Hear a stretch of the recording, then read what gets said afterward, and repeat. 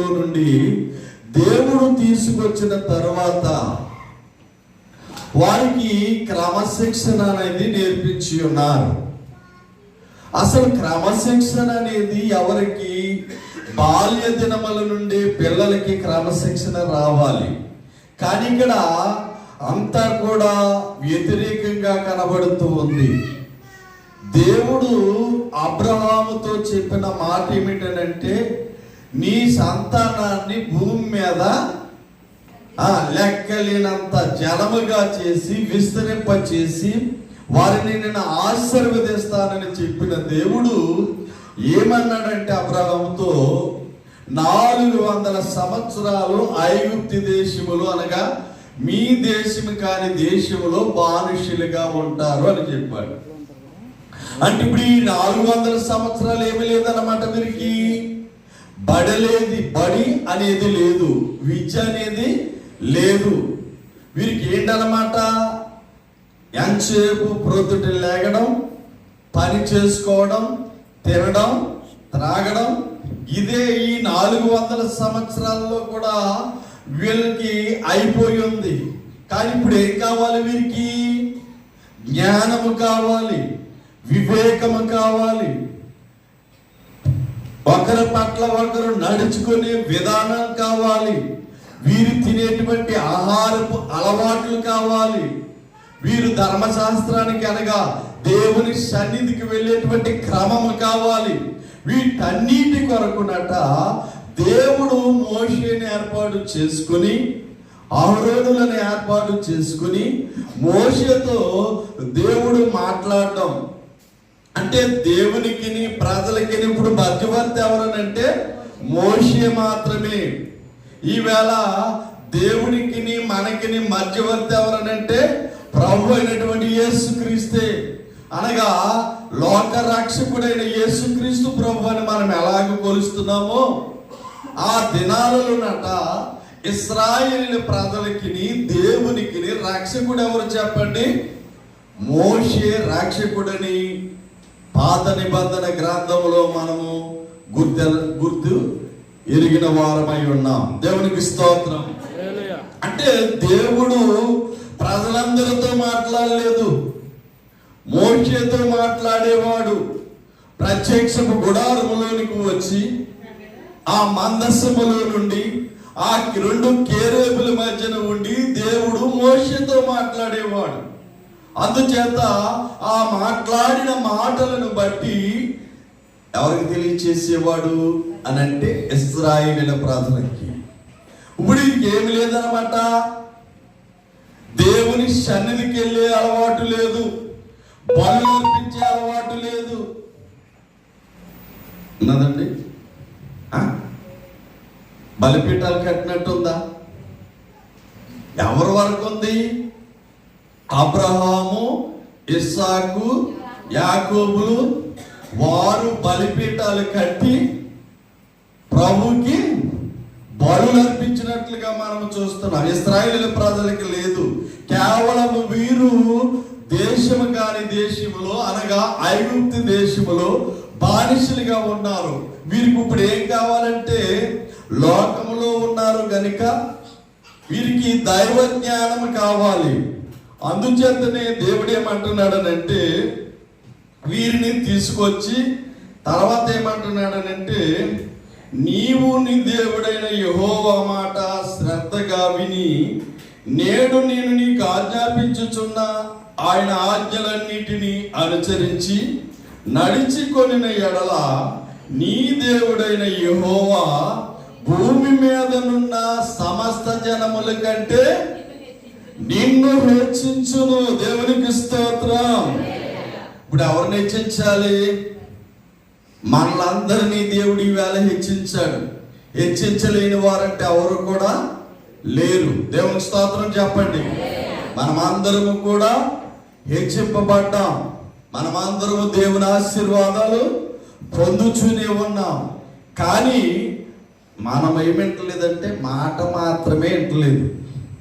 ఇక్కడ దేవుడు ఏం చెప్తున్నాడు? నీ దేవుడైన యెహోవా మాట అంట శ్రద్ధగా వినాలట. మీరు వింటున్నారా అండి? పరిశీలన చేసుకోండి. మనం ఎవరో వింటలేదు, విన్నామా? వింటలేదు కనుక ఏం చేస్తున్నాడు దేవుడు?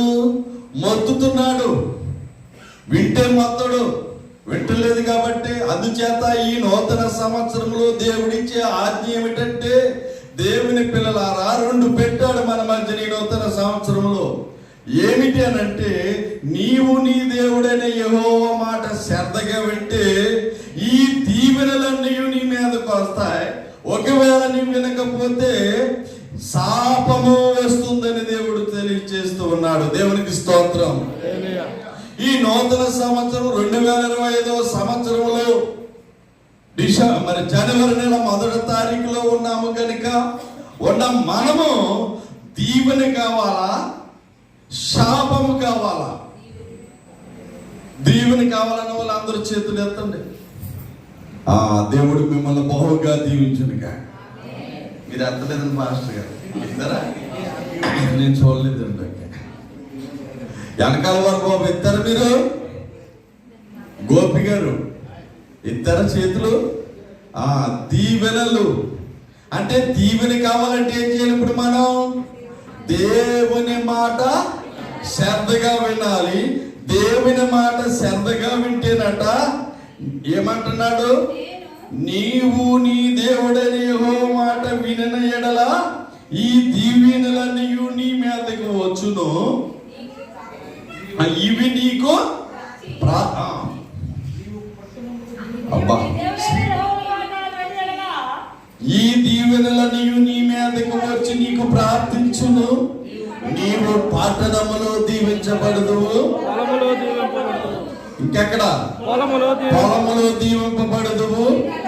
నీ గర్భ ఫలము, నీ భూఫలము, నీ పశు మందలు, నీ దుక్కుటెద్దులు, నీ గొర్రె మేకల మందలను దీవింపబడను. నీ గంపయు, పిండి పిసుకు నీ తొట్టెయు దీవింపబడును. నీవు లోపలికి వచ్చినప్పుడు దీవింపబడుదువు, వెలుపలికి వెళ్ళినప్పుడు దీవించబడుదువు. ఇంకా మళ్ళీ చదవండి ఒకసారి. నీ మీద పడు నీ శత్రువులను యెహోవా నీ ఎదుట హతమగునట్లు చేయును. దేవునికి స్తోత్రం. ఎంత గొప్ప దేవుడో చూడండి మన దేవుడు. ఏమంటున్నాడు? ఎన్ని ఉన్నాయి చూసారా?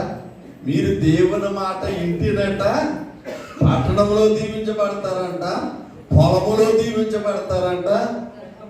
నీ గర్భఫలము, నీ భూఫలము, నీ పశువుల మందయు, నీ దుక్కుటెద్దులను, గొర్రె మేకల మందలను దీవింపబడును.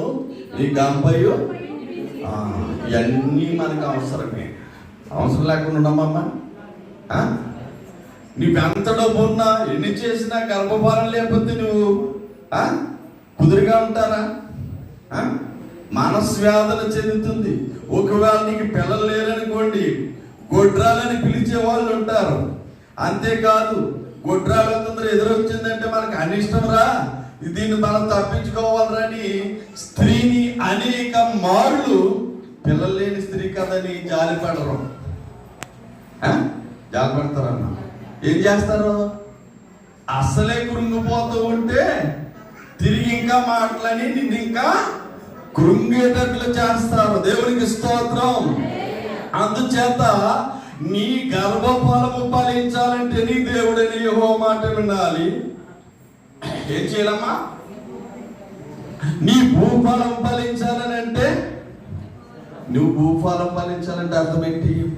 నీవు చేస్తున్నటువంటి భూమిని స్వాధ్యము చేసినప్పుడు అది ఫలించాలనంటే నీ దేవుడైన యెహోవా మాట వినాలి. ఇంటేనట ఏం చేస్తాడో తెలుసా దేవుడు? వాటి వాటి కాలము చెప్పనట.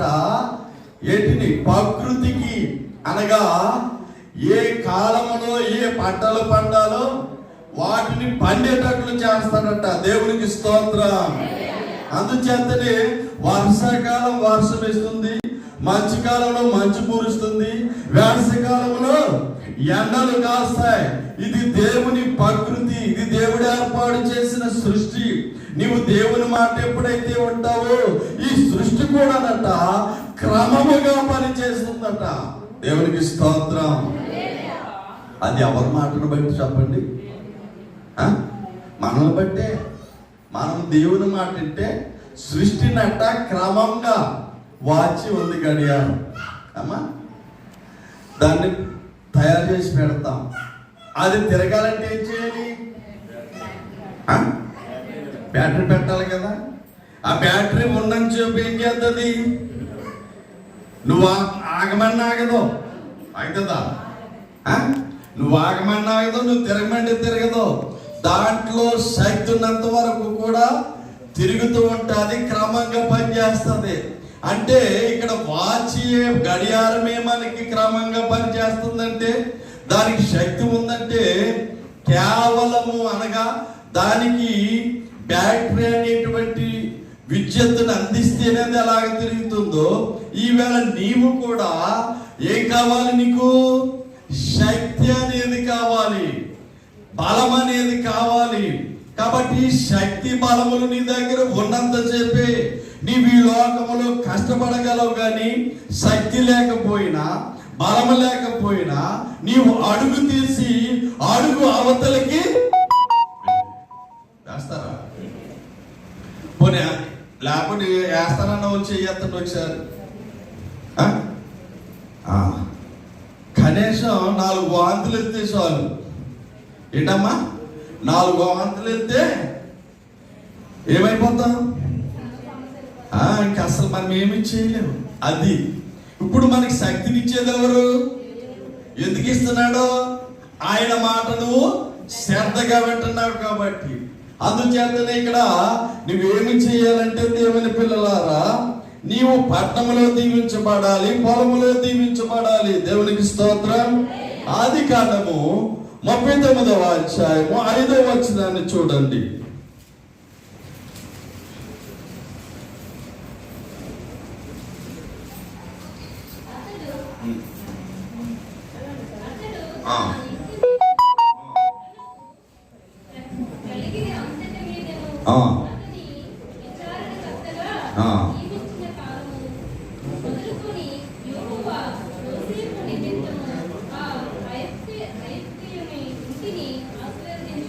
దేవునికి స్తోత్రం.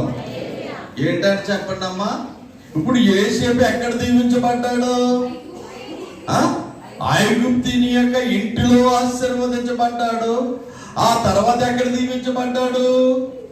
జైలులో దీవించబడ్డాడు. ఆ తర్వాత ఎక్కడ దీవించబడ్డాడు అంటే ఫరో యొక్క దేశమంతటిని రక్షించి ఫరో యొక్క తరువాత రాజుగా అతడు ఏం చేశాడు? దీవించబడ్డాడు. దేవునికి స్తోత్రం. ఇప్పుడు ఆ ఐగుప్తు దేశంలో ఉన్నవారు కానీ, అలాగే ఇతర దేశాల వారు కానీ, ఇప్పుడు ఐగుప్తు దేశములో అనగా కానాను దేశం నుండి ఐగుప్తు దేశానికి వచ్చిన యోసేపు యొక్క అన్నలు కానాను దేశంలో ఆహారం లేక కొదవైపోతే యాకోబు యొక్క మాటలు విని అన్నగారులు ఎక్కడికి వచ్చారనంటే ఐగుప్తు దేశంలోనికి వచ్చి ఐగుప్తు దేశంలో ఉన్న యోసేపునకు నమస్కారం చేశారు. దేవునికి స్తోత్రం. చేశారా లేదా? చేశారు. ఇతడు ఆశీర్వదించబడక ముందు తన సహోదరులతో కనిన కలను చెప్పాడు. ఆ కలభావాన్ని బట్టి ఇప్పుడు ఏమయ్యాడు చెప్పండి?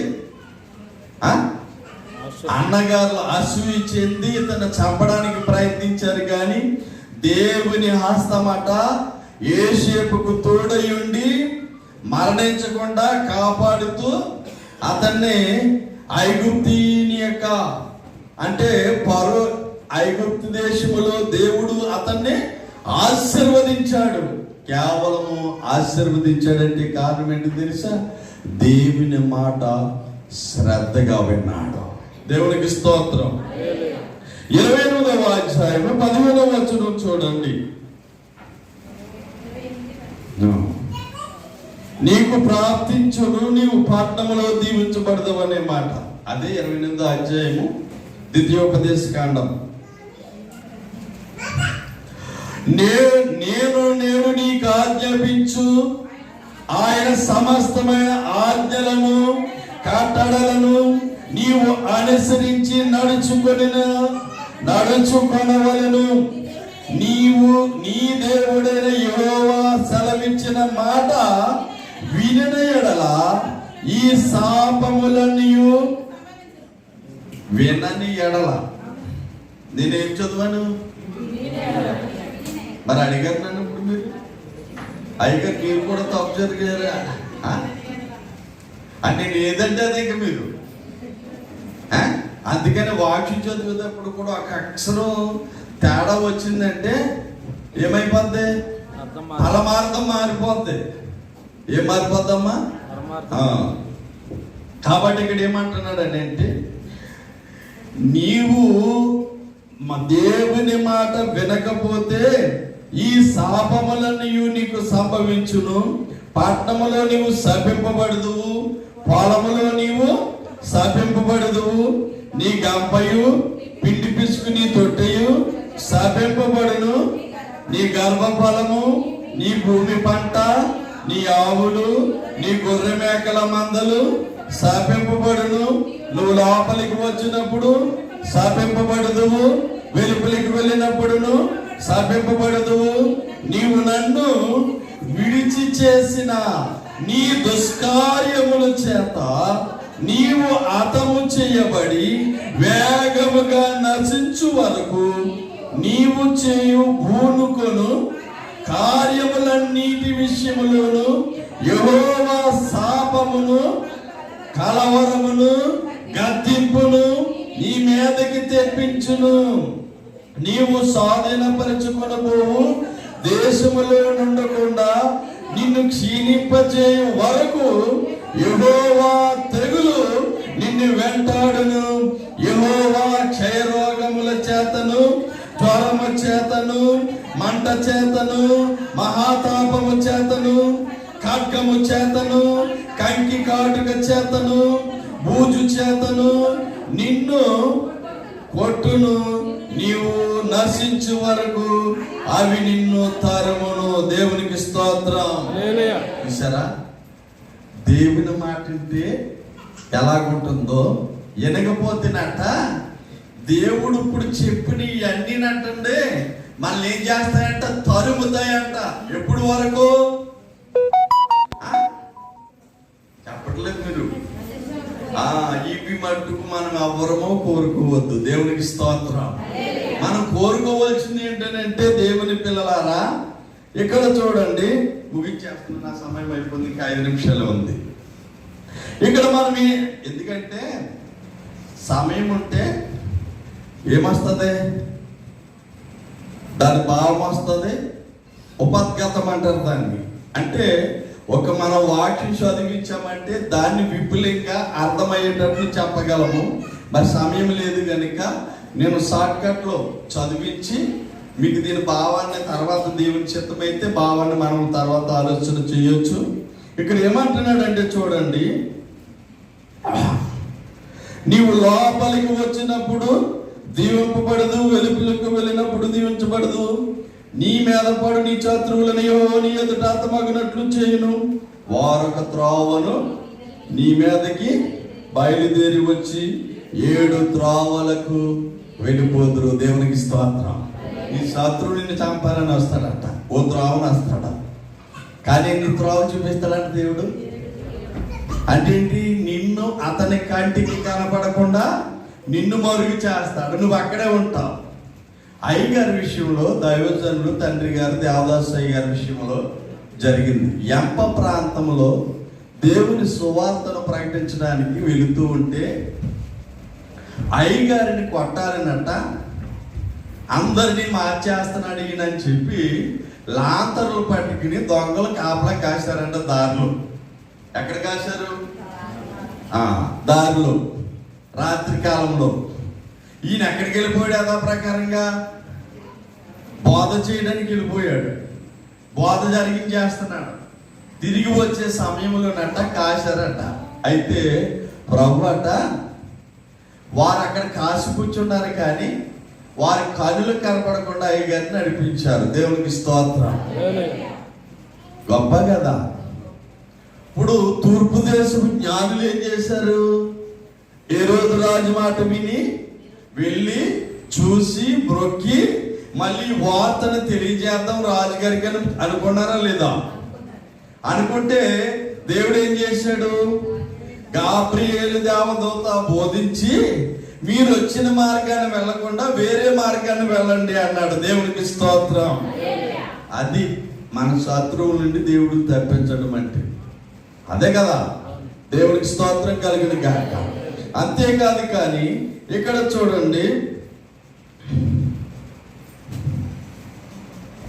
నీ గర్భఫల విషయములోను, నీ పశువుల విషయములోను, నీ నేల పంట విషయములోను నీకు సమృద్ధిగా మేలు కలుగు చేయును. యెహోవా నీ దేశం మీద వర్షము దాని కాలమందు కురిపించుటకును, నీవు చేయి కార్యమంతటిని ఆశీర్వదించుటకును ఆకాశమును తన మంచి ధననిధిని తెరిచును. దేవునికి స్తోత్రం.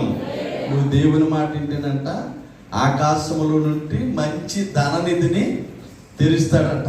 దేవునికి స్తోత్రం. మరి మీ విషయంలో నాకు తెలియదు కానీ నా విషయంలో మటుకు నా విషయంలో ఏం జరుగుతుంది? ఆయన ఆకాశ గుప్పులు ఎప్పుడు నింపుతూనే ఉంటాడు.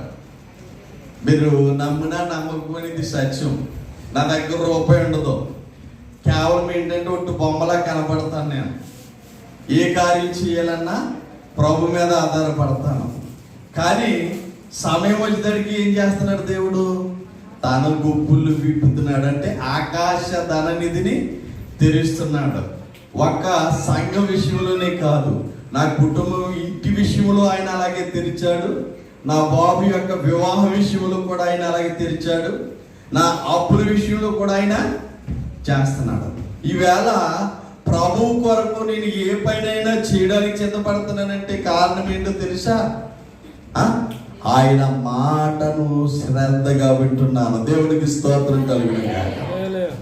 అందుచేత వర్షాకాలాన్ని దాని కాలముల చెప్పున కురిపించుతాడు అని అంటే, పంటలు సమృద్ధిగా పండేటట్టు చేస్తాడని అంటే కారణం ఏంటంటే ఆయన మాట విన్నప్పుడు అన్నిటినీ ఆయన స్వాధీనములో ఉన్నవి గనుక, ఆయన సృష్టించాడు కనుక అన్నిటినీ వాటి వాటి కాలముల చెప్పున మనకి పంటలు అన్నిటినీ సమృద్ధిగా చేసి నీ గర్భఫలాన్ని ఆశీర్వదిస్తున్నాడు, నీ భూఫలాన్ని ఆశీర్వదిస్తున్నాడు, నీ పశువులను, దుక్కుటెద్దులను, మందలను, మేకలను, గొర్రెలు అన్నిటినీ అవుంటేనే ఆశీర్వాదం. చివరికి ఒక మాట చెప్పేసి ముగించేస్తున్నాను.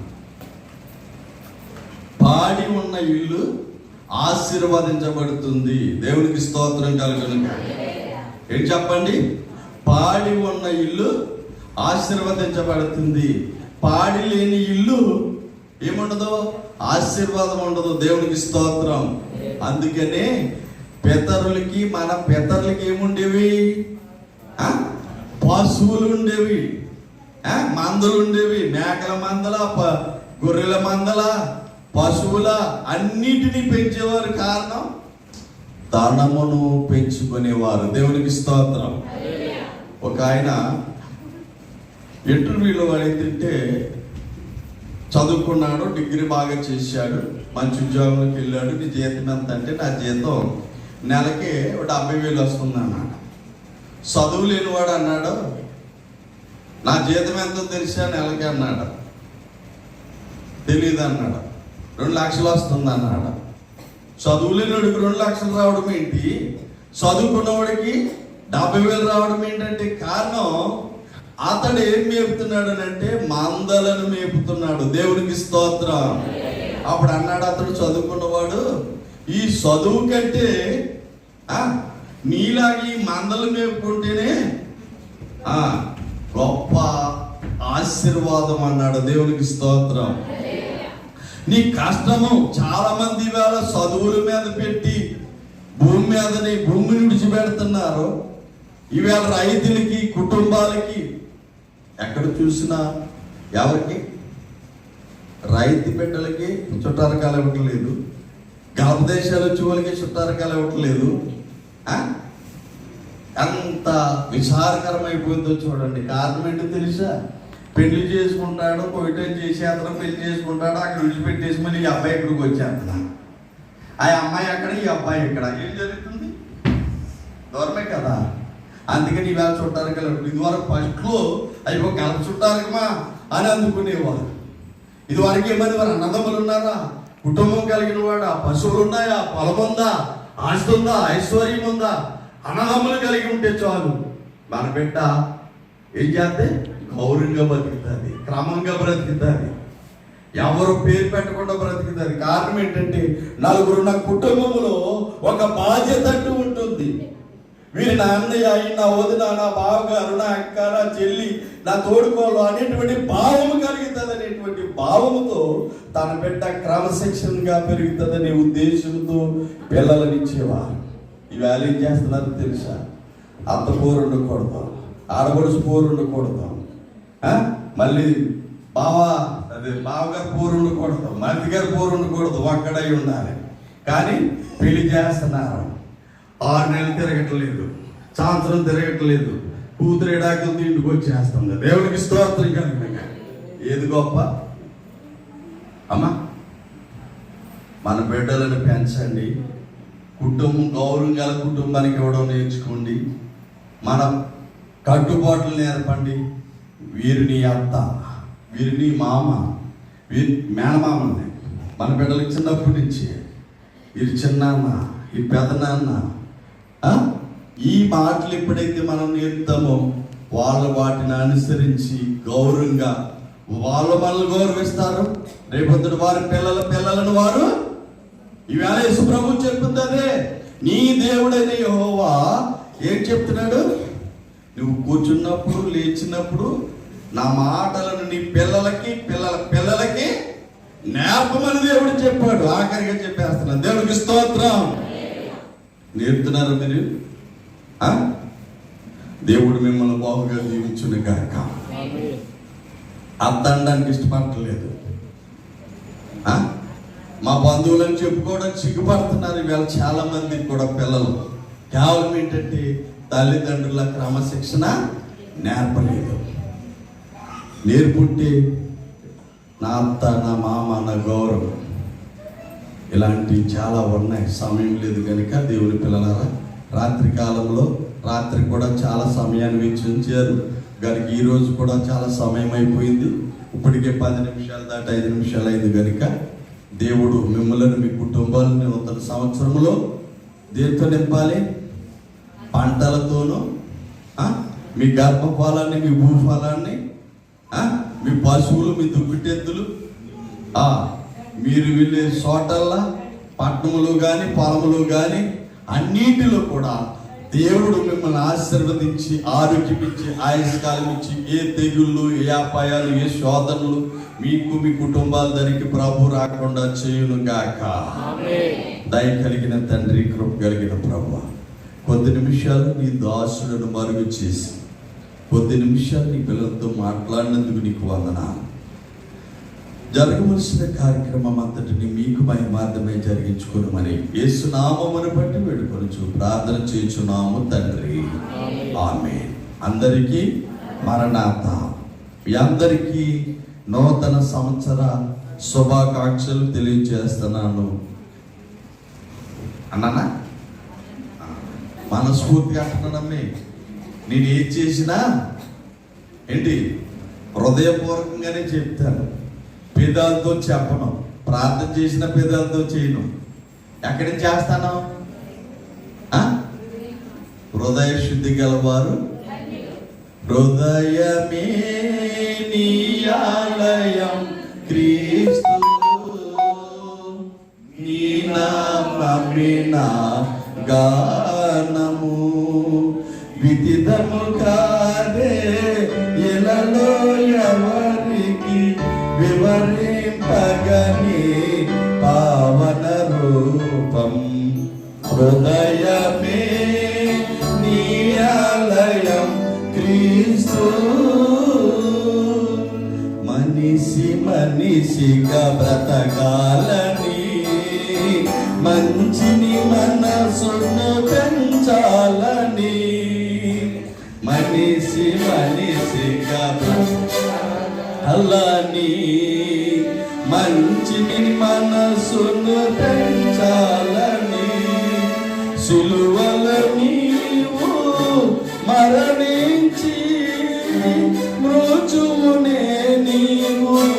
ఎదిరించి వెలిసిన దేవుడ నీవే, పాపుల రక్షణ నీవే, హృదయమే నీ ఆలయం క్రీస్తు.